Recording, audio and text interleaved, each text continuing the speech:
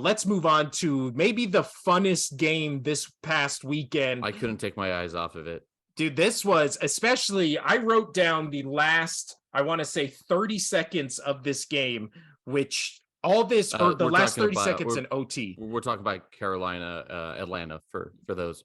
We kind of skipped that, but I mean, that's true. If you watch the sports, you know what game we're talking about. So the Carolina Panthers, now 2-6, lost to the 4-4 Atlanta Falcons in OT, 37-34. So this is what happened the last, I believe it was, with 14 seconds left in the game, and then to OT. Hold on. This dog's excited. It's getting excited. So 14 seconds left. PJ Walker throws a 70-yard bomb. The ball is in the air for 70 yards to DJ Moore, who is double covered. DJ Moore catches it, takes off his helmet after he scores a touchdown, gets a 15-yard penalty for taking off his helmet on the field.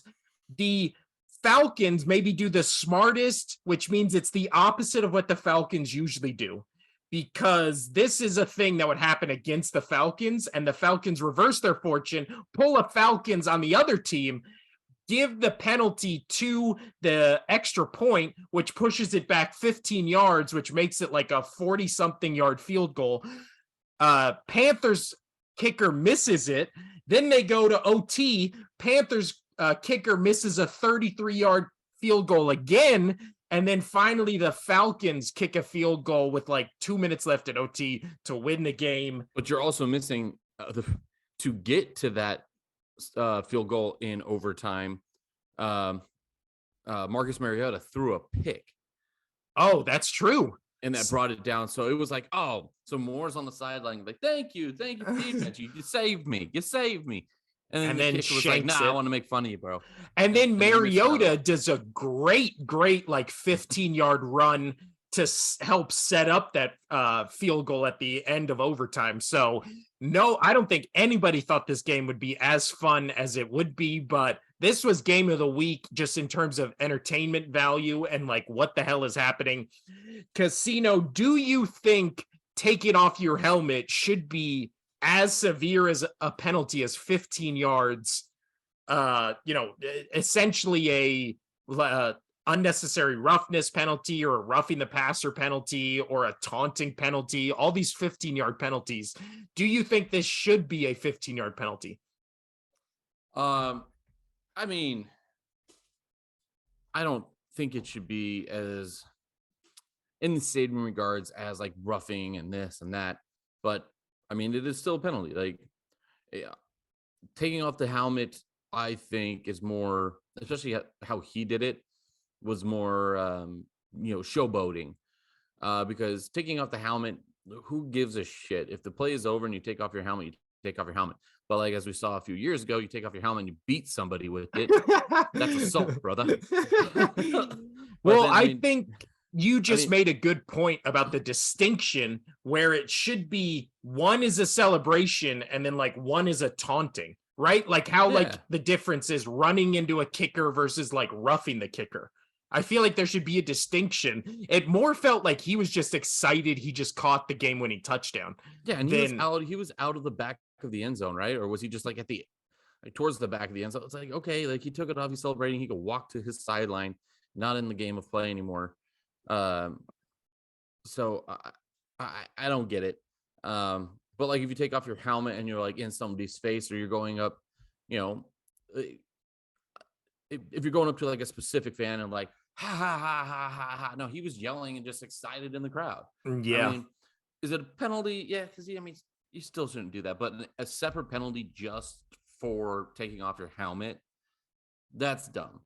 I mean, keep that rule in there, but like if you're taking off your helmet in the middle of a play. Yeah. Make it 5 yards. He took off his helmet in the end zone, or like on touchdown plays where it's like 5 yards if you're celebrating, and then make it like, but it's 15 yards if you took it off to like taunt or, something like that. But with all of that being said, he's still a veteran player and he knows the rules. I mean, whether you like him or hate him or whatever, The rule book is currently the rule book. You're a veteran player. You shouldn't have done that. Well, also when it's to win the game. You know game. what you did. Yeah, Yep. I mean, at that point in the game. And you know what? It just on the fact that he's a veteran player, he knows that he shouldn't have done it. I'm not saying I'm happy that they lost, but I'm okay with it. I could justify it. Like, you know the rules, man. Like, if it was a rookie and, like, in college, you get more excited, you have all your students and all that, you're younger, but you're not. You're a veteran player. You know that you're not supposed to do that. It's in the rule book, whether you like it or not. Yeah. No, I agree. It is dumb. But the other thing to take away from this game is, we'll talk about the 49ers game later, but it is insane to me that the Panthers both feel like a better team since Christian McCaffrey left, and Christian McCaffrey seems like a better player since he left the Panthers. It's like the best split that could possibly happen, where the team you left feels like they're a better team now. They're scoring more points. They should have probably won this game had the weird stuff at the end not happened. But Christian McCaffrey is having like this career resurgence at the 49ers, even though he was still great on the Panthers. So it's this weird split. Panthers are better on offense. They have a great running attack now. Deontay Foreman, 26 carries, 118 yards, 3 touchdowns. And then Christian McCaffrey also had 3 touchdowns with the 49ers. So he looked good, dude. Win, win, win. They all win. They all win, Casino. I told you he was going to look good. I mean, we'll get to that game when we get to it. But as far as the Falcons end of the football, do you think they will win the NFC South, or do you still think it's the Bucs? Ooh, good question. The better team is the Bucs. Yeah, I mean, we've seen them be the better team, but maybe not this year. Arguably the Panthers are the worst team in the league, and Carolina almost lost to him. But I mean, Tampa lost to him, or not? The Atlanta almost lost to him, but Tampa lost to him. I don't know, man. That I would love if the Patriots are in that division, because they'd be winning it. I just don't think that, even though I love watching the Falcons, I'm going to root for him. Marcus Mariota is fun to watch. I still think the Bucs will find a way to win the division. It's sloppy, it's gross, but I still think they'll find a way to do it.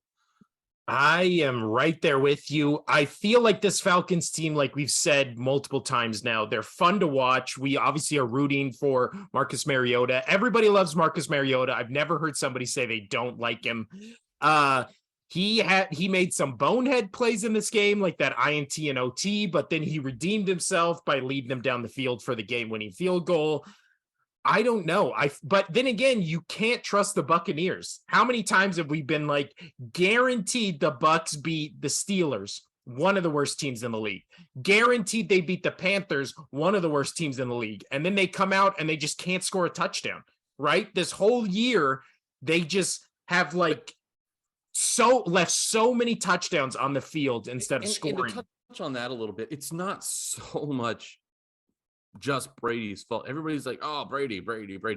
Also, when you're in the red zone and your offensive linemen do 2 false starts, add on them. And that Mike Evans, remember, drop touchdown last week. They are shooting themselves in the foot, and it's not all Brady's fault. I'm not trying to stick up for him, because Brady has not what he's been. Married. Everybody. Yeah.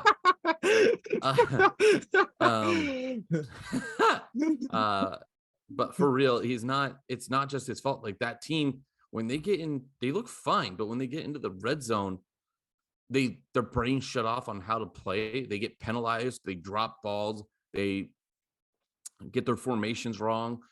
Something just happens. They just don't click in the red zone. So yeah, it's bad, but I still think they'll win that division, because I just can't trust the Falcons.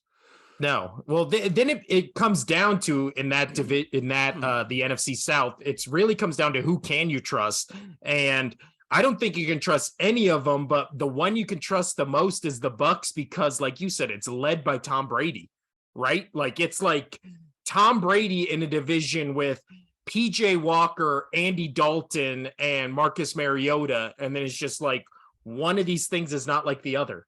Like it comes down to Brady and can they right that ship? We'll see maybe when they start getting some guys back after a bye week. Who knows? But for right now, Falcons first in that division, which is crazy to say in a division with Tom Brady in week 9 of the season. But